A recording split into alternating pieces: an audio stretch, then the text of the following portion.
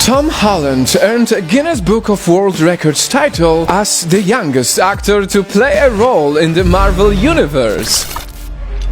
But how, despite massive success at a very young age, did he stay normal under the daunting scrutiny of the spotlight? It is no secret that many young actors were destroyed by fame. We hear different stories of scandalous behaviors, rebellious ways, and even substance use. So to see Tom Holland get past this and, well, actually close to becoming a real-life superhero. Actor Tom Holland, who plays the new Spider-Man, has come to the aid of a fan in real life. I was probably about here, getting crushed by 6-foot-tall men. That's when Holland leaped into his Spidey character. It's okay, I got you. You can't help but wonder what saved him from the dangers of becoming a young celebrity. Some say that maybe he had it easy, but actually, it's the opposite. Before Tom got to play prestigious roles, he first had to learn how to stand up for his unmanly interests. Yes, he loved ballet dancing and gymnastics. I mean, just look at him dancing.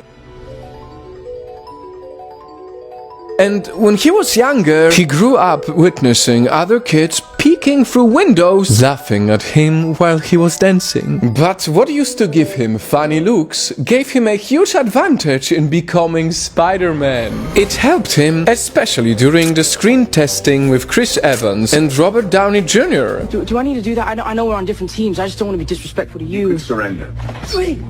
Whoa, that thing does not obey the laws of physics. And even though Tom mistakenly took Robert Downey Jr. for his stuntman, I go up to him, I shake his hand, nice to meet you, and I'm starting to panic, right? I'm like, oh my god, this is Robert Downey Jr. Did they do something to your face on camera? Like, you don't look the same. And then Robert then walked in. he still got the role and heard the news in a very unusual way. And said, I've got some great news, you're going to be Spider-Man. I was like, I know, Kevin, you put it on Instagram. Now it's time to answer the question: what made him not lose himself as the youngest ever Marvel superhero?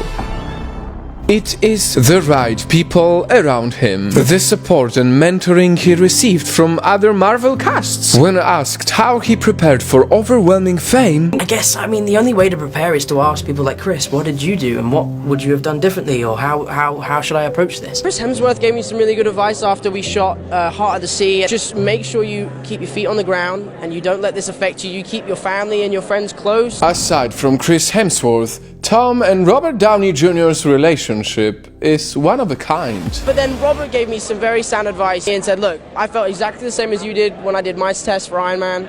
But just relax, let your body take over, and if it's meant to be, it'll happen. He is surrounded by people who supported and guided him all the way. And Tom acknowledges that if it weren't for them, he wouldn't have made it this far. Truth is, we often delude ourselves by lone superhero image, but all superheroes have help. None of them are able to save the day on their own, and it is exactly the same with an everyday life. We need the right people around us. May this story remind us of the importance of good friends who more often than not truly make us the best versions of ourselves.